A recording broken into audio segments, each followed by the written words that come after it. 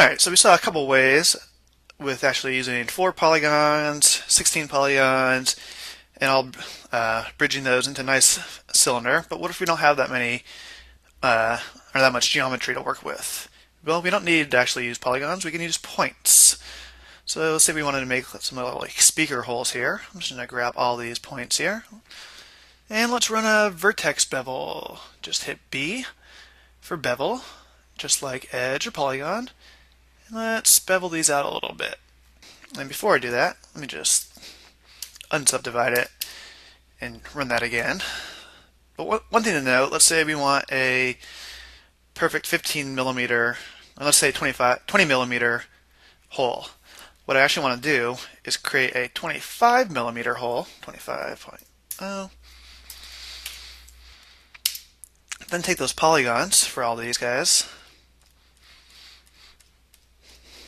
and hit B to bevel those in, and I'm just going to do an inset of 5 millimeters.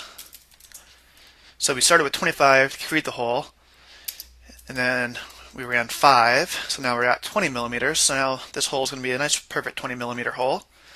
And just by beveling that edge in, that gave us our nice little boundary ring here. I hit B again to bevel. This time I'm going to do a shift at 5 millimeters. I'm going to actually hold the shift key on the keyboard and click in the UI one time.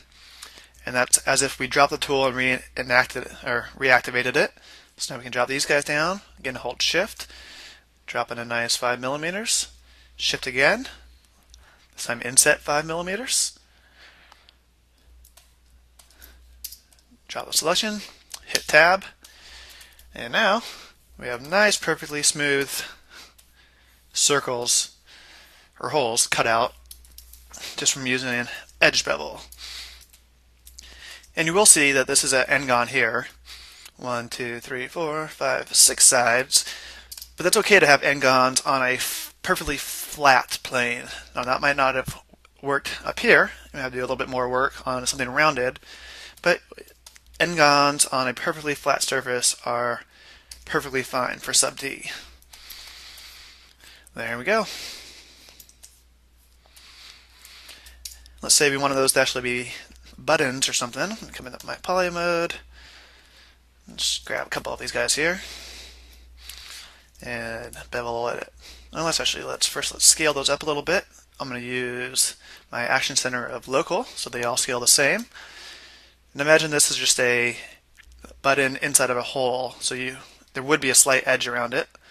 So again, take that up, hold bevel, bevel a little bit, shift, bevel it all the way out, shift again, bevel it a touch, shift again, inset it a touch, drop, oops, drop, and tab. And now you can see we have a nice little button coming up out of our hole. So if you want to maybe use that on a cell phone or a remote control for a television, when there really truly is a little bit of a gap in between here, that's a great way to do it. SubDs, they're fun and smooth.